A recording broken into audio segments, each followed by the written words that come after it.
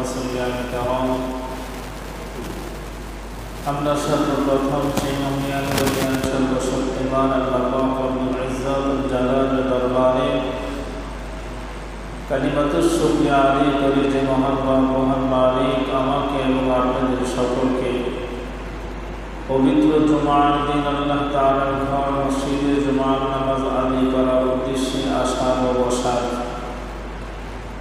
আল্লাহ পাক রব্বুল আলামিনের পবিত্র কোরআনুল কারীম থেকে রাসূলুল্লাহ সাল্লাল্লাহু আলাইহি ওয়াসাল্লামের হাদিসে পাক থেকে স্বল্প সময়ের পরিসরে সংক্ষিপ্ত আকারে গুরুত্বপূর্ণ কিছু আমলি কথা আমলের নিয়তে বলবার এবং শুনবার আল্লাহ তাআলা এই পর্যন্ত আসার এবং বসার যে তৌফিক দিলেন, সেজন্য সকলের অন্তরস্থল থেকে মুখের জড়তা ছেড়ে আকাশ বাতাস মুখরিত করে সুউচ্চ স্বরে আমরা সকলেই কালিমাতুশ শুকরিয়া আদায় করি আলহামদুলিল্লাহ।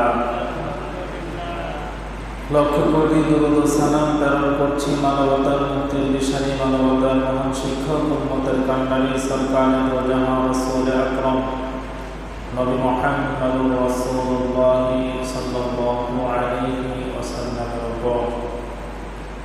উপস্থিত সম্মানিত মুসলিম ভাইয়েরা, আপনাদের সামনে আল্লাহ সুবহানাহু ওয়া তাআলার পবিত্র কোরআনুল কারীম থেকে একখানা আয়াতে পাক, রাসূলুল্লাহ সাল্লাল্লাহু আলাইহি ওয়াসাল্লামের অসংখ্য অমৃত হাদিস থেকে একখানা হাদিসে পাক সাল্লাল্লাহু আলাইহি ওয়াসাল্লাম পাঠ করেছি।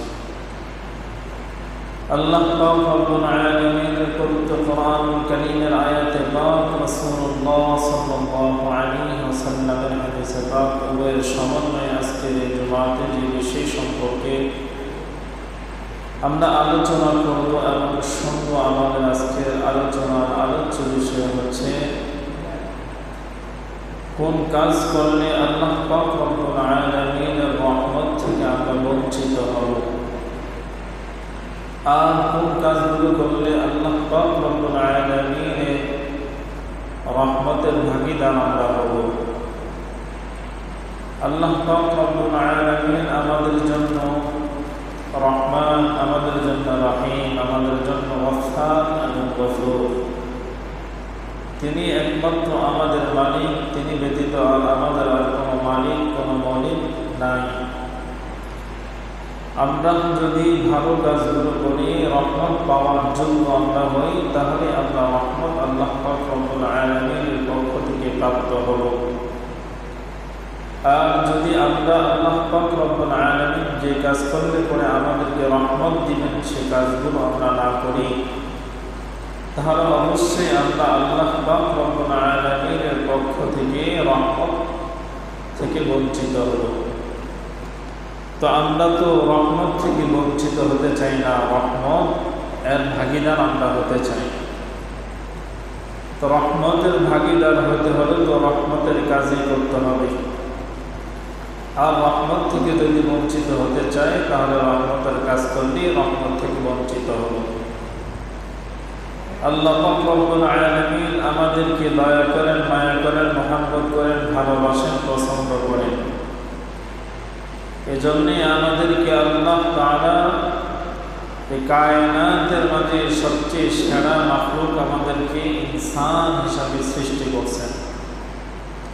আল্লাহ যে আমাদেরকে সবচেয়ে বেশি ভালোবাসেন, মায়া করেন, মহব্বত করেন, পছন্দ করেন, এটাই হচ্ছে আল্লাহ তাআলার রহমতের সবচেয়ে বড় নিদর্শন।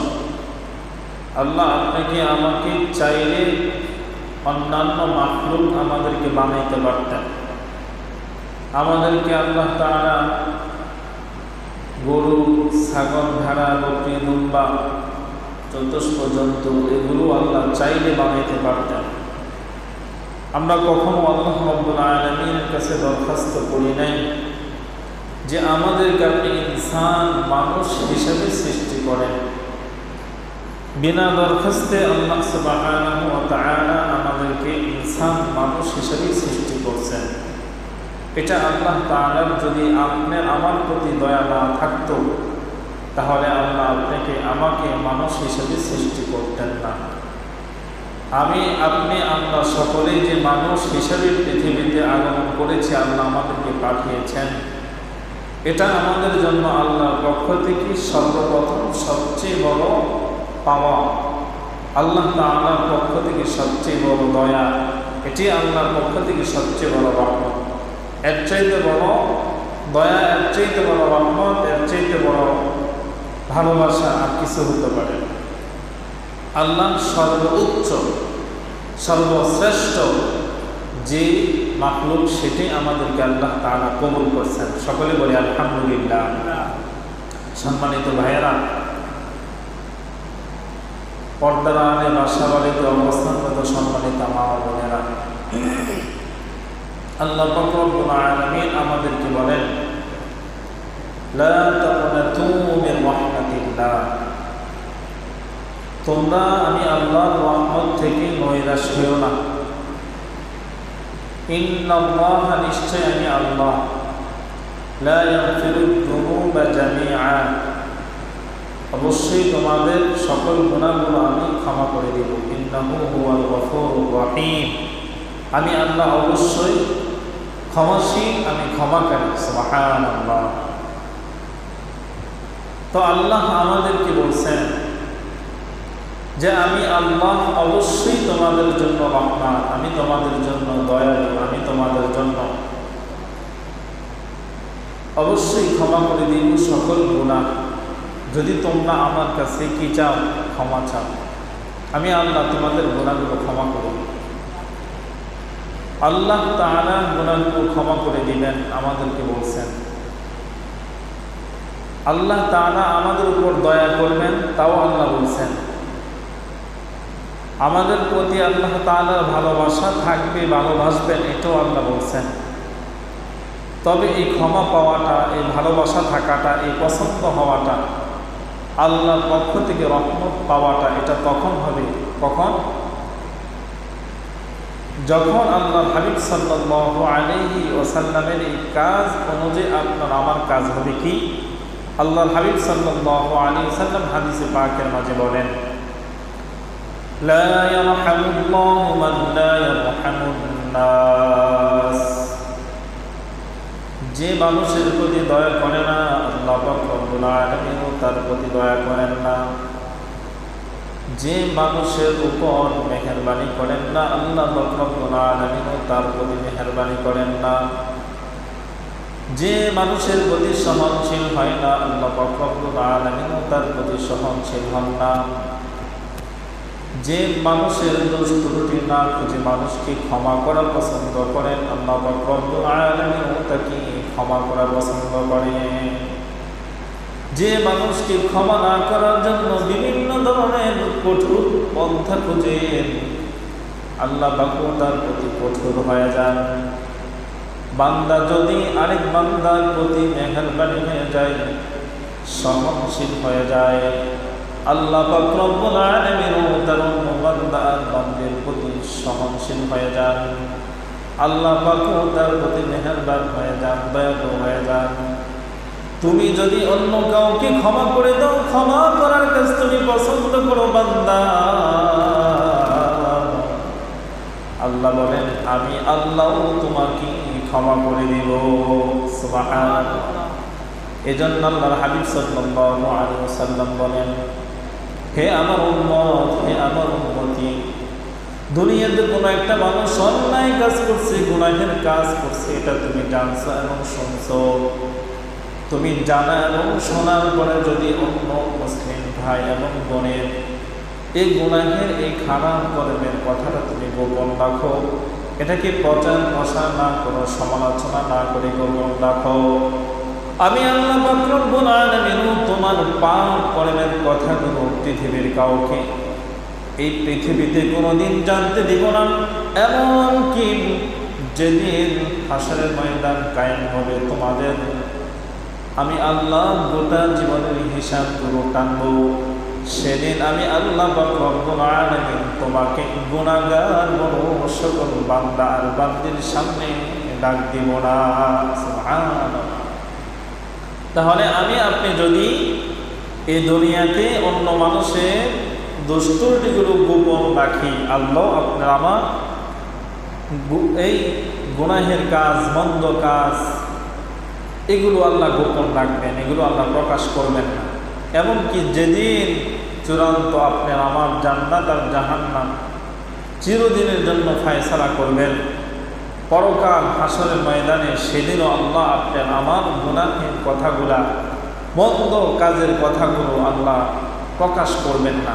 কি করবেন? আল্লাহ হাবিব বলেন, আল্লাহ পাক রব্বুল আলামিন একটা পর্দার আড়ালে সে বান্দার বান্দিকে নেবেন, নেওয়ার পরে বলবেন, বান্দা ও বান্দি দেখো, তোমার আমল নামায় এই মন্দ কাজগুলো ছিল, তুমি এই গুনাহের কাজগুলো করেছিলা, এই কারণে তুমি যাওয়ার উপযুক্ত ছিল এই স্থানে, এটা তোমার বাসস্থান হওয়ার কথা ছিল। কিন্তু আমি আল্লাহ পৃথিবীতে যে তুমি মানুষের মন্দ কাজগুলো, মানুষের গুনাহের কাজগুলো জানা এবং শোনা সত্ত্বেও এগুলো নিয়ে তুমি সমালোচনা না করে এটাকে গোপন রেখেছ, আমি আল্লাহ এটার প্রতি এতটা আসক্ত হয়েছি, আমি আল্লাহ তোমার প্রতি এতটা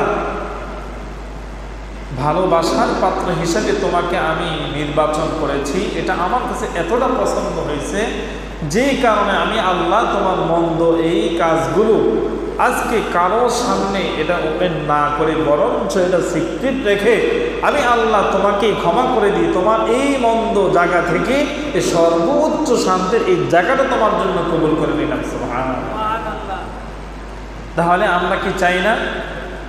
তাহলে আমরা যদি আল্লাহর সেই কঠিন ধরা থেকে বাঁচতে চাই, কঠিন দিনে, তাহলে আপনি কি আমাকে দুনিয়াতে মানুষের মন্দ এবং দোষগুলো জানার পরে, শোনার পরে এগুলো অবশ্যই গোপনে রেখে দিতে হবে, এগুলো নিয়ে সমালোচনা করা যাবে না।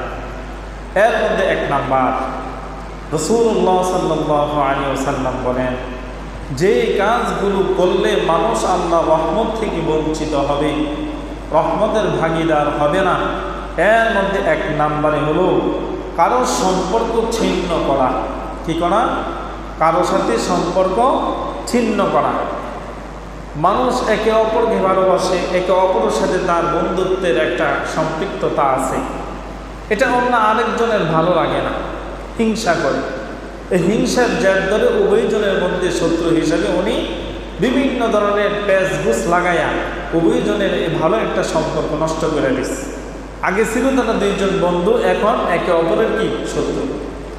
এ ধরনের মানুষ আমাদের সমাজে আছে নাকি নাই? কম না বেশি? এগুলো কিন্তু আবার খুব ভালো বেশে মানুষের সামনে সচরাচর চলে ফিরে, খুব সুন্দর সালাম কালাম মোসাফা, মাশাআল্লাহ ফেরেশতার মতো, কিন্তু উনি কাজ করে তলে তলে। উনি মাশাআল্লাহ একজন দরবেশ, কিন্তু ওনার কাজ মারাত্মক খারাপ। কেমন খারাপ? আল্লাহর হাবিব সাল্লাল্লাহু আলাইহি ওয়াসাল্লাম বলেন, লা ইয়াদখুলুল জান্নাতা কাতি', আত্মীয়তা ছিন্নকারী কখনোই জান্নাতে যাবে না। নাউযুবিল্লাহ। আত্মীয়তা ছিন্নকারী কখনো কোথায় যাবে না? জান্নাতে যাবে না। তাহলে আপনারা বলেন, সম্পর্ক ছিন্নকারী কোনো ব্যক্তি যদি জান্নাতে না যায়, তাহলে তার বিপরীত স্থান কোনটা? জাহান্নাম। কোনটা? জাহান্নামে যেতে হবে। তা আমরা কি জান্নাতে যেতে চাই নাকি জাহান্নামে যেতে চাই? জান্নাতে অবশ্যই আমরা যেতে চাই, এটি আমাদের আশা আকাঙ্ক্ষা, এটি আমাদের সর্বোচ্চ উদ্দেশ্য, আল্লাহর জান্নাতের মেহমান হওয়া। তো আল্লাহর জান্নাতের মেহমান হতে হলে তো আত্মীয়তার সম্পর্ক ছিন্ন করা যাবে না, বন্ধুত্বের সম্পর্ক ছিন্ন করা যাবে না, একে অপরের মধ্যে ভালো বন্ধুত্বের সম্পর্ক ছিন্ন করা যাবে না, একে অপরের মধ্যে বিভ্রান্তি ঘটানোর মতো কোনো কাজ আপনাকে আমাকে করা যাবে না। যদি করি তাহলে আমি জান্নাতে যেতে পারবো না, আমি আল্লাহ রহমতের ভাগীদার হতে পারবো না, আল্লাহ তাআলা এই রহমত থেকে বঞ্চিত হব। নাউযুবিল্লাহ। দেখেন, আল্লাহর হাবিব সাল্লাল্লাহু আলাইহি ওয়াসাল্লাম বলেন, শয়তান কোন কাজে বেশি খুশি হয়? শয়তান কোন কাজে বেশি খুশি হয়? এক নাম্বার, শয়তান সবচেয়ে যে কাজ করলে বেশি খুশি হয় এবং খুব আনন্দ পায়, প্রশান্তি পায়, এই কাজটাই হলো একে অপরের সাথে সম্পর্ক নষ্ট করে দাও। নাউজুবিল্লাহ বলবেন না? একে অপরের সাথে যে ভালো একটা সম্পর্ক আছে, আত্মীয়তার একটা বন্ধন আছে, এটাকে নষ্ট করে দাও। যদি এটা নষ্ট করে দিতে পারে, এতে শয়তান বড্ড বড় খুশি হয়। এটা শয়তানের সবচেয়ে বড় পছন্দের এবং আনন্দের কাজ। আপনি একজনের সাথে ভালো একটা সম্পর্ক আছে, হঠাৎ করে যদি ফাটল ধরে, উভয়জনের মনে কিন্তু খুব বিষাক্ত লাগে। এই লোকটারে এত মহব্বত করতাম, এত ভালোবাসতাম, কীভাবে এই ধরনের অঘটন ঘটে গেল, কে এই কাজ করলো? একটা মানুষকে মানসিকভাবে যন্ত্রণা আপনি দিচ্ছেন, আর উভয়জনের ভালো সম্পর্ককে আপনি নষ্ট করে ফেলছেন। এই যে ভালো সম্পর্ক নষ্ট করে আপনি কম্বল দিয়ে সুন্দর করে ঘুমাইতেছেন, আপনি শান্তিতে আছেন মনে করছেন? না স্যার, আপনার শান্তি নেই। তারা কিছুদিন হয়তো কষ্ট ভোগ করতেছে, তাদের ভুল বুঝাবুঝি একদিন মিট হবে, কিন্তু যেদিন প্রমাণিত হবে আপনি মিথ্যা অপবাদ অথবা মিথ্যা বানোয়ারটি কথা বইলা উভয়জনের সম্পর্কটা নষ্ট করে দিচ্ছেন, এরপর থেকে মৃত্যুর আগ মুহূর্ত পর্যন্ত আপনার প্রতি কি তার বিশ্বাস আর কখনো হবে? আপনি যে নাম্বার 2 এটা প্রমাণিত হয়ে গেছে, শেষ। আপনাকে আর 1 নাম্বারে এই লেভেল কখনো দেওয়া যাবে না। কেন? আপনি যেই নাম্বার লাগাইছেন এটা প্রমাণ হয়ে গেছে। কয় নাম্বার মানুষ? 2 নাম্বার। এটা আপনার কর্মে প্রমাণ হয়ে গেছে। এই জন্য শয়তান একদিন তার যে সাঙ্গপাঙ্গ আছে এগুলো নিয়ে সন্ধ্যা শেষে সকলের কাছ থেকে হিসাব নেয়। সারাদিন তোমরা কে কি কাজ করলা আমার হিসাব দাও। তো হিসাব নিতে নিতে এর মধ্যে একজনে বলতেছে যে আমি আর কি কাজ করব, একটা বাচ্চা সকালবেলা মুক্তবে যখন রওনা দিছে, যাওয়ার পথে আমি প্রস্তাব করে দিচ্ছি। তখন পেশাবের মধ্যে আসার খেয়ে পড়িরা কায়দাটা নিয়ে কোরআন শরীফ নিয়ে সে কান্নাকাটি করে বাড়ির দিকে ফিরে গেছে। আমি আর যাব না, পড়ব না, তাহলে আমি দিন শিক্ষা থেকে বঞ্চিত করছি। তখন শয়তানের মধ্যে যে নেতা উনি বলেন, হ্যাঁ তুমি ভালো একটা কাজ করছো, তবে সামথিং কি করছো? সামান্য, তেমন বড় কোনো কাজ করো নাই। এখন আরেকজন শয়তান আছে, সে ল্যাংড়া শয়তান, সে পিছনে একদম বসা, সে চিন্তা করতেছে, প্রস্তাব করে দিছে, আসর খাইয়া পড়ছে, কোরআন শিখতে পারে নাই, আল্লাহ এবং তার রাসূলের সঠিক জ্ঞান অর্জন করতে পারে নাই, এ থেকে বঞ্চিত করছে। এরপরও বলে সামান্য কাজ করছে, আর আমি তো ল্যাংড়া, একটা কাজ করছি, এটা জানি কি হয়। তখন নেতাজি ডাক দিয়া বলতেছেন, কিরে পিছনে চুপচাপ মাথা নিচু করে বসে আছো, উত্তর দেস না কেন? কি করছো সারাদিন, বল আমারে। তখন ল্যাংড়া শয়তান উত্তর দেয়, নেতাজি তেমন উচ্ছাঙ্গের কোনো কাজ করতে পারি নাই, স্বামী স্ত্রী একটু ঝগড়া লাগছিল, উভয়জনের মধ্যে এমন দ্বন্দ্ব লাগাই দিয়েছি, একে অপরে ফাইট করে অবশেষে বলছে, যা তোরে দিলাম তালাক। নাউজুবিল্লাহ বলবেন না? এখন নেতাজি বলে, হ্যাঁ আমি তো এটি এতক্ষণ খুঁজছিলাম, হ্যাঁ তুমি তো সবচেয়ে ভালো কাজ করছো। বলে নাউজুবিল্লাহ। তাহলে শয়তান খুশি হয় কখন? যখন মানুষের মধ্যে সম্পর্ক ছিন্ন হয়, এটাতে সবচেয়ে বড় সে কি হয়? খুশি হয়। কেন? তার সাথে আল্লাহর সাথে ভালো একটা সম্পর্ক ছিল, সে আদমকে সিজদা না করার কারণে সেই সম্পর্ক থেকে ছিন্ন হয়েছে। সেজন্য এই আদম সন্তান আল্লাহর সাথে ভালো সম্পর্ক গড়ে থাকবে, আদম সন্তান মিলেমিশে থাকবে, এটা তার ভালো লাগে না, সে এটা চায় না। এজন্য আমাদের মধ্যে এরকম কিছু মানুষ আছে, আমাদের ভালো সম্পর্ক থাকুক এটা তারা চায় না। আমাদের সন্তানে দিয়ে অনেক সময় বিবাহ শাদী হয়, হওয়ার পরে এক সময় দেখবেন একটু অর্থ সামর্থ্য যখন তার ভালো হয়, তখন তার বিবি আর ভালো লাগে না, এটাকে পাল্টায়, বিভিন্ন ধরনের দোষ খুঁজে এই মেয়েটাকে তার সংসার থেকে, তার বন্ধন থেকে দূর সরানোর জন্য চেষ্টা করে। আর একটা সম্পর্ক, একটা বন্ধন, এটাকে ছিন্ন করার জন্য এলাকার গণ্যমান্য ব্যক্তির প্রয়োজন হয় কি হয় না? হয়। ওনারা বসেন, উভয় পক্ষের কথা শোনেন, শোনার পরে তারা একটা ফায়সালা করেন। এখান থেকে আমরা যারা এই গণ্যমান্য ব্যক্তি আছি, এই সম্পর্কগুলো ভাঙ্গি আবার ঘড়ি, এই ভাঙ্গাটা আমাদের জন্য শ্রেষ্ঠ কাজ, নাকি এই বন্ধনটা জোড়া লাগিয়ে রাখা, অটুট রাখা, এটা আমাদের জন্য শ্রেষ্ঠ কাজ। এটা আমাদের এখানে একটু বোঝা দরকার। যত সাধ্য আপনার আছে, যতটুকু আপনার কষ্ট হয়, সর্বোচ্চ আপনি চেষ্টা করবেন তাদের উভয়জনের এই সংসারটা কোনোভাবেই যাতে কি ছিন্ন না হয়, এটা কি অটুট রাখার জন্য আপনি অবশ্যই চেষ্টা করবেন। এখানে যদি আপনি সাধ্য সামর্থ্য থাকা সত্ত্বেও তাদের এই বন্ধন ছিন্ন করেন, তাহলে আল্লাহ রসুল বলছেন লা ইয়াদখুলুল জান্নাতা কাতিয়া, আপনি আল্লাহর বান্দা কখনোই জান্নাতে যেতে পারবেন না। নাউযুবিল্লাহ। এজন্য আমরা যারা বিচার করি, গণ্যমান্য ব্যক্তি, সমাজের মানুষ আমাদেরকে গণে, আমাদেরকে নেয়, গুণীজন আমরা, অবশ্যই গুণী মানুষের গুণী কাজই আমাদেরকে পরিচয় দেওয়া এবং ভালো সম্পর্কগুলো সুন্দরভাবে অটুট রাখা, এই ধরনের সমাধান দেওয়ার মতো সেই হিকমত, সেই জ্ঞান, সেই বিচার কার্যালয় পরিচালনা করার মতো জ্ঞান আল্লাহ দান করেন, বলেন আমিন। একটা জিনিস মনে রাখবেন, আপনি যখন কোথাও যান একটা সমাধান দিতে, এটা কিন্তু আল্লাহর পক্ষ থেকে আপনাকে দেওয়া আল্লাহর একটা বিশেষ কি রহমত। সবাইকে দিয়ে আল্লাহ সব কাজ করান না। আপনাকে নিয়ে গেছি, আপনি এই কথাটা বললে মানুষ মানবে, শুনবে, এই কথার উপরই চূড়ান্ত ফায়সালা হবে, উভয়জন সন্তুষ্ট হবে। আপনি এমন কোনো সিদ্ধান্ত এখানে দিয়েন না যে এক পক্ষ সন্তুষ্ট আরেক পক্ষ নারাজ।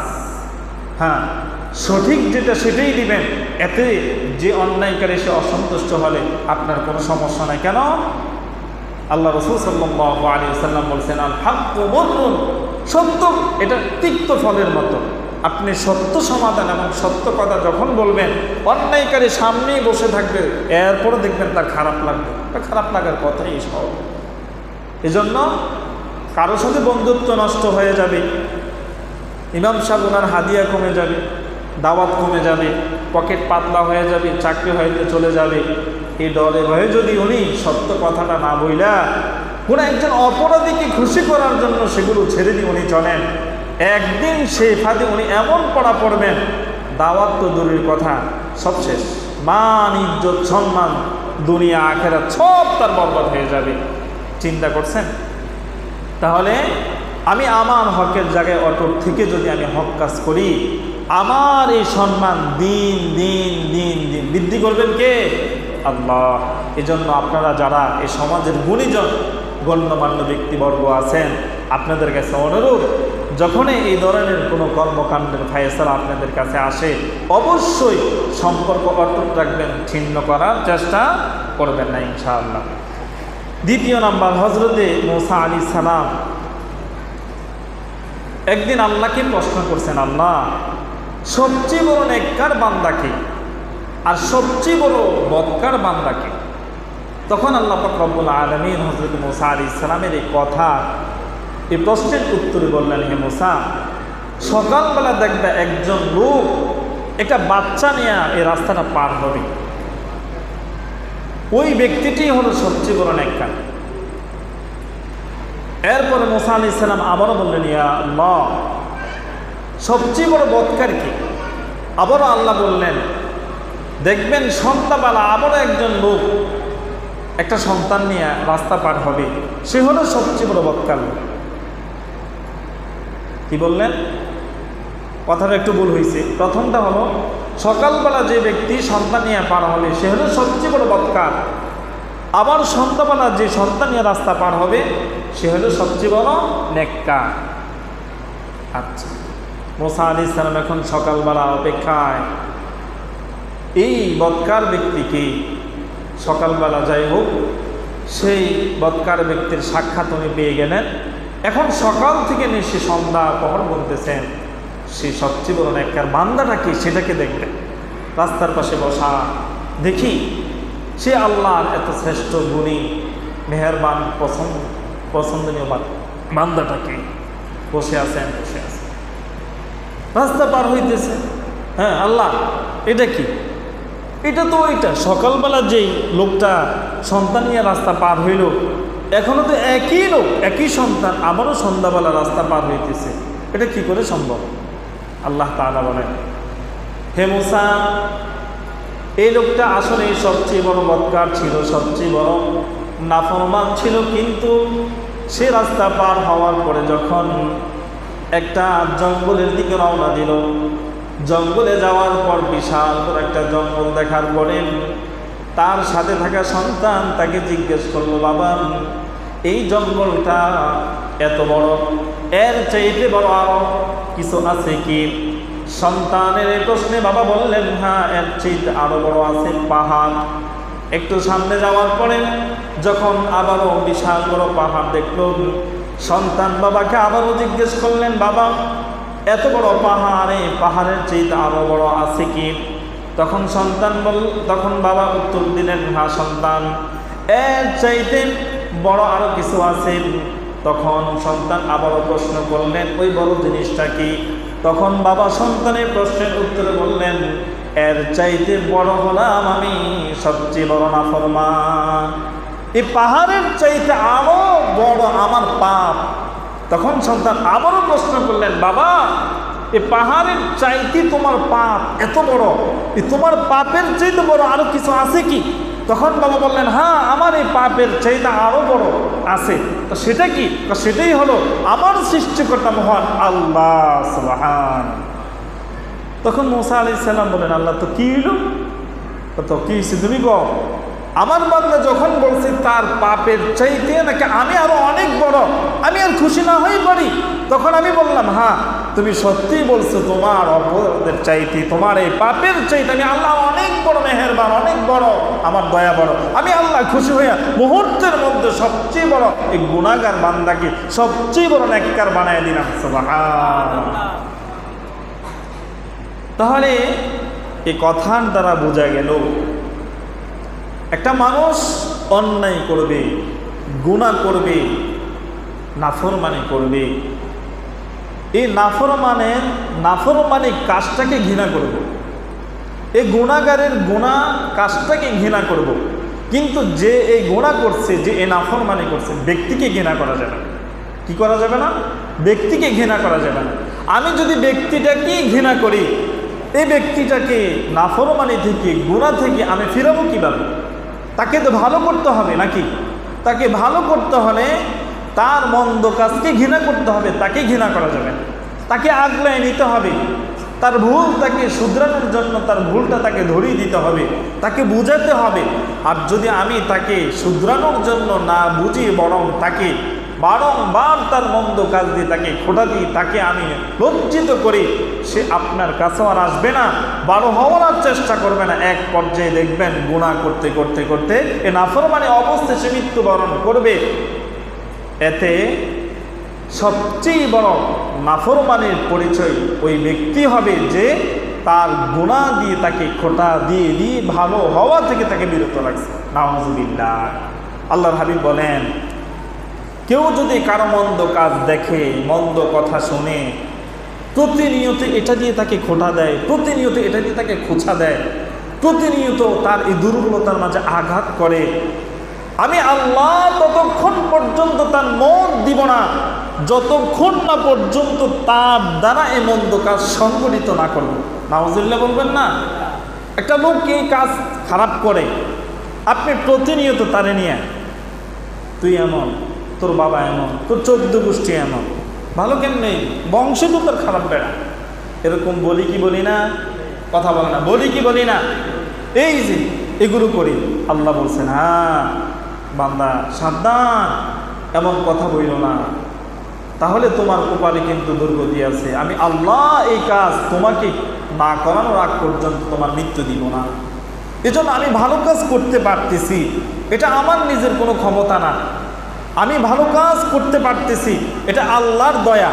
আল্লাহ আমাকে দয়া করছেন, আমাকে তৌফিক দিয়েছেন, পছন্দ করছেন, এই জন্যে আমি করতে পারি। না হয় আমার পক্ষে সম্ভব ছিল না। তার কারণ যে আজকে এখানে নামাজ পড়তে আসে নাই, সেও কিন্তু আল্লাহর বান্দা। আর আমি যে এখানে আসছি, আমিও কিন্তু আল্লাহর বান্দা। আল্লাহ আমাকে পছন্দ করছেন, এই জন্যে আল্লাহ আমাকে এখানে আনছেন। তারে পছন্দ করেন নাই, তাকে তৌফিক দেন নাই, সেজন্য সেখানে আসতে পারে নাই। এটা আপনি প্রথমেই নিজেকে বিশ্বাস করতে হবে, হ্যাঁ আল্লাহ আমারে পছন্দ করছে, আল্লাহ আমার ভালোবাসছে, আল্লাহ আমার তৌফিক দিছে, এই জন্যই পর্যন্ত আসা। না হয় আমার পক্ষে কি ছিল না? সম্ভব ছিল না। বিশ্বাস হয় আপনাদের? এরপরে মুসা আলাইহিস সালাম জৈনক এক আবেদ 500 বছর ইবাদত করছে। কয় বছর? এমন ইবাদত কেমন? সমুদ্রের মাঝখানে আল্লাহ পাক রব্বুল আলামিন ছোট্ট একটা পাথর বাসায়া এটার মধ্যে জায়নামাজ করে দিয়েছেন, পাশে একটা আল্লাহ আঙ্গুর গাছ ফলাইয়া দিয়েছেন, ওটার মধ্যে কেউ বলেন আঙ্গুর ফল, কেউ বলেন আনার ফল। প্রত্যেক দিন সেখান থেকে টসটসে একটা আনার ফল সে নিত, সে আনার খোলে টসটসে রসালো, সে আনার খেয়ে 1 আর 2 বছর না 500 বছর ইবাদত করছে। কয় বছর? একটানা 500 বছর। মৃত্যুর পরে সে আল্লাহকে বলে, আল্লাহ আমি তো জান্নাতে যেতে চাই। হ্যাঁ তুমি জান্নাতে যেতে চাও, সমস্যা নেই, জান্নাতে তো যাইবা। তো কেমনে যাইবা? আল্লাহ আমি আমার 500 বছর ইবাদতে বিনিময়ে জান্নাতে যাব। হ্যাঁ 500 বছর ইবাদত দিয়ে জান্নাতে যাবে। আচ্ছা ঠিক আছে। তো এর আগে আল্লাহ পাক রব্বুল আলামিন 2 জন ফেরেশতা ডাক দিয়েছেন, দিয়া বলেন তারে নিয়ে একটু জাহান্নামের পাড়টা ঘুরে আসো।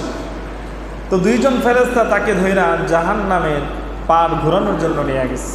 তো ঘুরতে ঘুরতে ঘুরতে জাহান্নামের তাতে তার পানির পিপাসা লাগছে। কি লাগছে? পানির পিপাসা লাগছে।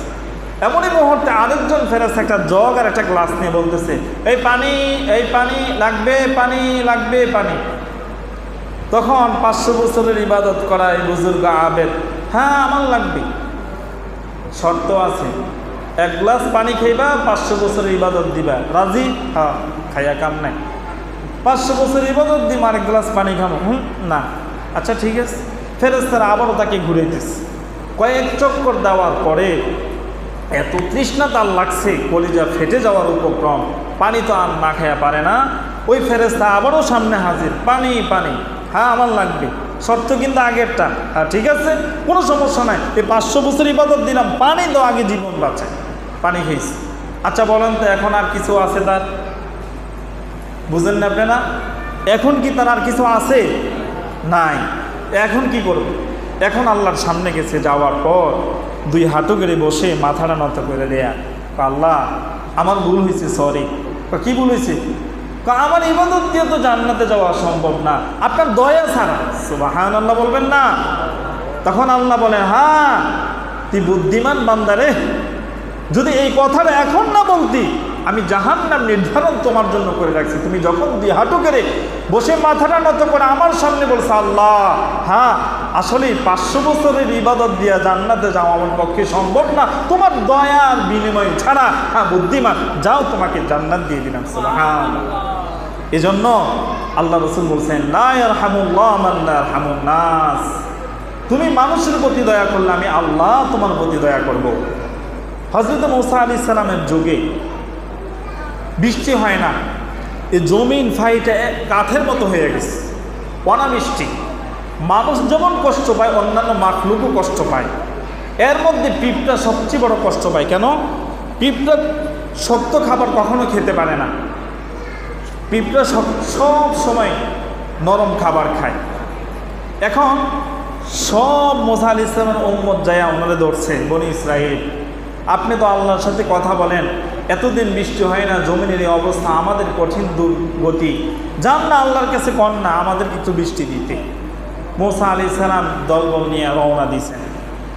কিছুক্ষণ যাওয়ার পরে মূসা আলাইহিস সালাম কয়, আর যাওয়া লাগতো না, তোর পাহাড়ে গিয়ে দোয়া করা লাগতো না, বৃষ্টি হইল। এটা কি কথা? রওনা দিলাম, আল্লাহর সাথে কথা বলবেন, আল্লাহর সাথে দোয়া করবেন, এরপরে বৃষ্টির ফায়সালা করবেন, আমগরে একটা সুসংবাদ দিবেন। আপনি একটু আয়েশা মধ্যখান থেকে ফিরে বলতেছেন দোয়ারও দরকার নাই, আর আল্লাহর কাছে যাওয়ারও দরকার নাই, যার আশা করছো তা একটা ওইব ঘটনা বিদ্যা। তখন মূসা আলাইহিস সালাম বলে, হায় রে, আল্লাহ তাআলার কাছে পিঁপড়া প্রার্থনা করছে, হে আল্লাহ মানুষ পাপ করছে, আমরা তো পাপ করি নাই, মানুষের পাপে মানুষ কষ্ট পায়, আমরা পিঁপড়া পাপ না করে আমাদেরকে কেন কষ্ট দেন, আমাদের কি অপরাধ? আপনি যদি মনে করেন যে আমরা পাপ করছি, আমাদের পাপ করার তো কোনো সাধ্য নাই, আপনার এটা কেমন বিচার? আপনি এত বড় দয়ালু খোদা হইয়া মানুষের পাপের কারণে আমরা ক্ষুদ্র এই মাখলুক পিঁপড়ারে কষ্ট দিতেছেন, এটা তো আপনার সামনে যায় না। আল্লাহ এটা কেমন বিচার আপনার? তখন আল্লাহ তাআলা মূসা আলাইহিস সালামকে জানাই দিয়েছে, মূসা আমার কাছে আসা দরকার নাই, তোমার আগে পিঁপড়া আমার কাছে প্রার্থনা করছে বৃষ্টি দিতে, আমি আল্লাহ মঞ্জুর করে ফেলছি, বৃষ্টি আজকেই হবে। সুবহানাল্লাহ। চিন্তা করছেন, মানুষের আগে অন্য মাখলুকের দোয়া আল্লাহর কাছে কবুল হয় সবার আগে। সুবহানাল্লাহ। এজন্য অন্য মাখলুককেও কষ্ট দিবেন না, মানুষ তো দূরের কথা, সামান্য একটা প্রাণীকেও কষ্ট কখনো দিবেন না। তার কারণ এই কষ্টটাই আপনার আমার জীবনের একটা অভিশাপ, দুনিয়া আখিরাত উভয় জাহানের ক্ষতিগ্রস্ত হয়ে দাঁড়াবে। আমার দ্বারা কেউ কষ্ট পাক, আমার দ্বারা কোনো প্রাণী কষ্ট পাক, কোনো মানুষ কষ্ট পাক, এটা অবশ্যই কখনো চেষ্টা করবে না। পারবেন তো ইনশাআল্লাহ? পারবেন তো ইনশাআল্লাহ? যে মানুষের দ্বারা মানুষ কষ্ট পায় না, যে মানুষের দ্বারা অন্য মাখলুক কষ্ট পায় না, তার মৃত্যুর যন্ত্রণা 1 নাম্বার আল্লাহ হাবিব বলছেন অতি সহজ হবে। সুবহানাল্লাহ। আল্লাহ পাক রব্বুল আলামিন আমাদেরকে সকল মাখলুকের প্রতি দয়া এবং মেহেরবানি হওয়া এবং আল্লাহর পক্ষ থেকে রহমতের ভাগীদার হওয়া আল্লাহ তাআলা কবুল করেন, বলেন আমিন। ওয়া আখির দাওয়ানা।